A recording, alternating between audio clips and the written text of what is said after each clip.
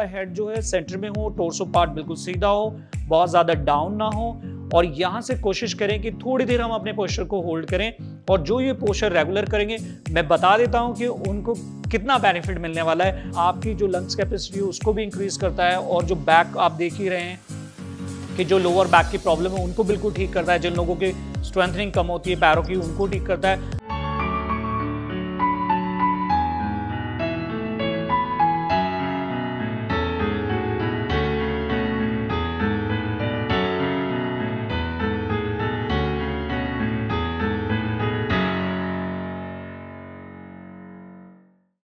Hello नमस्ते सत श्री अकाल आदाब दोस्तों, मैं हूं आपका दोस्त हरदीप दुआ। हमारे योगा कार्यक्रम में आप सबका बहुत बहुत स्वागत है। दोस्तों आज तो वेदर भी बहुत ज़्यादा अच्छा है और आज का जो टॉपिक है वो भी बहुत प्यारा, नाम है उसका हाफ कैमल पॉज। दोस्तों आप जानना चाहेंगे कि हाफ कैमल पॉज कैसे किया जाता है, उसके लिए हमें योग गुरु संजीव त्यागी जी के पास जाना पड़ेगा। आइए फिर चलते हैं स्मार्ट सिटी लुधियाना के एवरेस्ट योगा अकेडमी पे और जानते हैं कि ये योग करने के बेनिफिट्स क्या हैं और कैसे ये किया जाता है। तो आइए फिर चलते हैं। हाय, गुड मॉर्निंग एवरीवन। मैं हूं संजीव त्यागी, आप लोगों का अपना योगा गुरु, योगा टीचर, और मेरे साथ हैं हमारे international certified yoga trainer Simi Makkar ma'am. आज एक बार फिर से हम आप लोगों के लिए बहुत अच्छा एक आसन लेके आए हैं जिसका नाम है उष्ट्रासन, जिसको हम इंग्लिश में कैमल पोज के नाम से भी जानते हैं। इसके कई सारे लेवल हैं और दोस्तों आप जानते भी होंगे कि एक जो कैमल है, ऊंट है, उसकी क्या क्या खासियत है। जहाँ पे कोई सर्वाइव नहीं करता वहां पे कैमल सर्वाइव करता है। और आप देखते हैं रेगिस्तान में कितनी ज़्यादा गर्मी होती है, कितना ज़्यादा रेत होता है, वहाँ पे जहाँ कोई चल नहीं पाता है वहाँ पे वो दौड़ पाता है। तो ऐसा ही हमारे हार्ट का, लंग्स का है कि इस आसन से हमें बहुत सारे बेनिफिट मिलते हैं। चलिए आज जानते हैं इसको टेक्निक कि हम इसको करते कैसे, क्योंकि बहुत सारे लोग सोचते हैं कि शायद ये उनसे हो नहीं पाएगा, लेकिन हम आपको बताने वाले बहुत ईजी टेक्निक जिससे आप सब ट्राई कर सकते हैं। चलिए हमारे साथ तैयार हो जाइए और पहले आ जाइए आप वज्रासन में, जो कि हमने आपको पहले भी बताया था। वज्रासन बहुत ही आरामदायक आसन है और वज्रासन से या चाइल्ड पोज से इसको बना सकते हैं, या आप कैट एंड काउ पोज में जाके फिर कैमल में जा सकते हैं। तो जैसा आपको अच्छा लगता है, जिस पोस्चर में आपको अच्छा लगता है, आप वहां पर आ जाइए, चाहे आप सुखासन में आ जाइए। यहाँ पे मेरे साथ सिमी मक्कड़ मैम हैं यहाँ वज्रासन में। तो वज्रासन में यदि आप हैं तो वहां से हमें धीरे धीरे श्वासों को भरते हुए अपने नीज पर आना है, फिर वहां से दोनों हाथों को ऊपर लेकर जाना है, श्वास भरते हुए सामने की ओर, पैरों में कंफर्टेबल गैप रखेंगे। फिर यहां से हम हाफ कैमल बनाएंगे आज आप लोगों के लिए, और जो लोग हाफ कैमल कर लेंगे फिर वो धीरे धीरे फुल कैमल की ट्राई करेंगे। इनहेल करते हुए हम हाथ को, राइट आर्म को ऊपर लेकर जाएंगे, फिर धीरे से पीछे देखते हुए हम लोग उसको श्वासों को छोड़ते हुए अपने दाएं पैर की एडी को होल्ड करेंगे और लेफ्ट हैंड को ऊपर तक स्ट्रेच करेंगे, और फिर धीरे धीरे हम लोग अपने हाथ को और हेड को ड्रॉप करेंगे। और आपका ध्यान रखिए कि आपका हेड जो है सेंटर में हो, टोर्सो पार्ट बिल्कुल सीधा हो, बहुत ज्यादा डाउन ना हो। और यहां से कोशिश करें कि थोड़ी देर हम अपने पोस्चर को होल्ड करें, और जो ये पोस्चर रेगुलर करेंगे, मैं बता देता हूं कि उनको कितना बेनिफिट मिलने वाला है। उनको बैक, बैली और लेग्स का कंप्लीट बेनिफिट मिलने वाला है। उनकी लंग्स कैपेसिटी बहुत अच्छी हो जाएगी, क्योंकि आप देख रहे हैं कि ये जितने भी हमारे जो पोस्चर्स हैं, जब भी आप बैकवर्ड बेंडिंग की बात करते हो, चेस्ट ओपनिंग की बात करते हो, तो उससे हमारी लंग्स कैपेसिटी भी बढ़ जाती है, जो कि नॉर्मली हमारी लंग्स कैपेसिटी 300 से 500 ml के बीच में होती थी। और अगर किसी की कम होती तो उनको ये प्रॉब्लम बहुत ज्यादा होती है, जो चेस्ट से रिलेटेड है, कंजेशंस वगैरह बहुत जल्दी हो जाते हैं।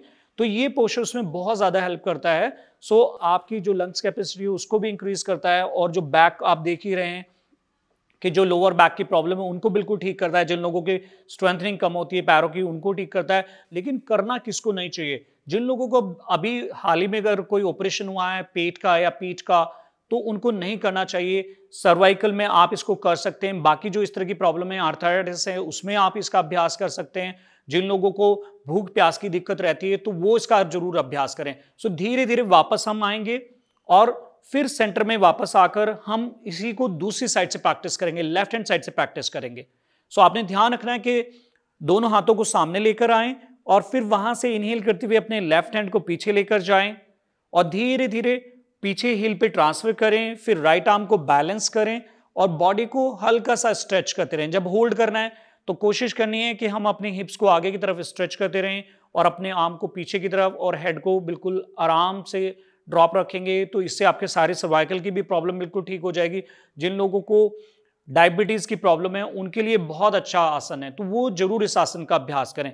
सो दोनों साइड से आपने कोशिश करना है कि equal time, like 10 second right side से, 10 सेकेंड लेफ्ट साइड से, जो बिगिनर हैं, जो इंटरमीडिएट हैं 20 सेकेंड दोनों साइड से अभ्यास करें, और जो थोड़ा सा एडवांस करते हैं वो ज्यादा देर भी इसका अभ्यास कर सकते हैं। सो धीरे धीरे हमें वैसे ही वापस आना है कि अपने आर्म को इनहेल करते हुए वापस लेकर आएंगे, फिर दोनों आर्म हमारे ऊपर है तो धीरे धीरे एक्सहेल करते हुए हम आराम से वज्रासन में चले जाएंगे।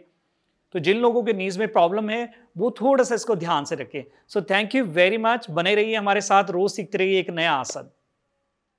नमस्कार संजीव सर। नमस्कार सर, और मैं सभी दर्शकों को भी नमस्कार करना चाहूँगा, उनका आभार, अभिनंदन। सर ये आसन के बेनिफिट्स क्या हैं हमारे दर्शकों को, ये भी बताइए। सबसे पहले तो इस आसन की खासियत जानने के लिए हमें एक जो कैमल है यानी कि ऊंट है उसकी खासियत को जानने लाना चाहिए, क्योंकि ऊंट एक ऐसा पशु है कि जहाँ पे कोई सर्वाइव नहीं करता वहाँ पे ऊंट सर्वाइव करता है। जहाँ पे चलना मुश्किल हो जाता है वहाँ पे वो दौड़ता है। जहाँ पे लोगों को पानी नहीं मिलता, पानी दूर दूर तक दिखाई नहीं देता, ये कई कई दिन तक बिना पानी के रह लेता है। सो हमारे जो भी आसन है, जो हमारे ऋषि मुनियों ने बहुत गहरी तपस्या के बाद, ये कह लीजिए बहुत साइंटिफिक रिसर्च के बाद बनाए हैं। सो उनमें से एक आसन जिसका आज हम चर्चा कर रहे हैं, हाफ कैमल पोज। सो ये सारे बेनिफिट्स हमें इस आसन को करने से मिलते हैं। जब भी हम आसनों की बात करते हैं, जब हम अपनी स्पाइन के ऊपर फोकस करते हैं, सो जब भी हम बैकवर्ड बेंडिंग की बात करते हैं, हार्ट चक्रा की बात करते हैं, उसके ओपनिंग की बात करते हैं, जैसे इसमें हम देखते हैं कि हम आर्म को उठाकर पीछे लेके जाते हैं, बॉडी को स्ट्रेच करते हैं, बैकवर्ड बेंडिंग में जाते हैं, तो हमारी चेस्ट ओपनिंग होती है, हमारा हार्ट चक्रा ओपन होता है, तो हम इसको स्पिरिचुअली भी जोड़ सकते हैं। और फिजिकली सबसे ज़्यादा बेनिफिट कि आजकल लोगों में देखा गया कि जैसे कोविड टाइम में भी जो प्रॉब्लम आई, तो उन लोगों को बहुत ज़्यादा आई हैं जिनमें इन्फेक्शन था, ये चेस्ट का कंजेशन रहता था, तो उन लोगों को प्रॉब्लम्स बहुत ज़्यादा आई।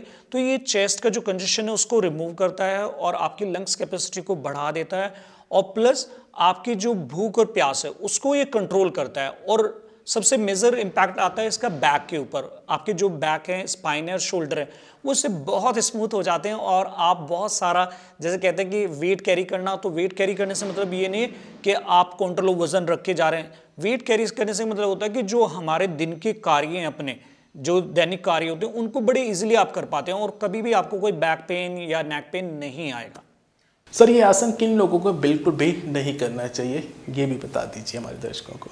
हमें इसे ध्यान रखना चाहिए कि कई बार हम लोग होते हैं कि हमारा ऑपरेशन हुआ है कंधे में, या कोई भी प्रॉब्लम है, आर्थराइटिस की जिन लोगों को प्रॉब्लम रहती है, या नीज की कोई प्रॉब्लम है इस तरह की, सो उन लोगों को हमेशा डॉक्टर की परामर्श से और अपने योगा टीचर के दिशा निर्देश में ही इन आसनों का अभ्यास करना चाहिए।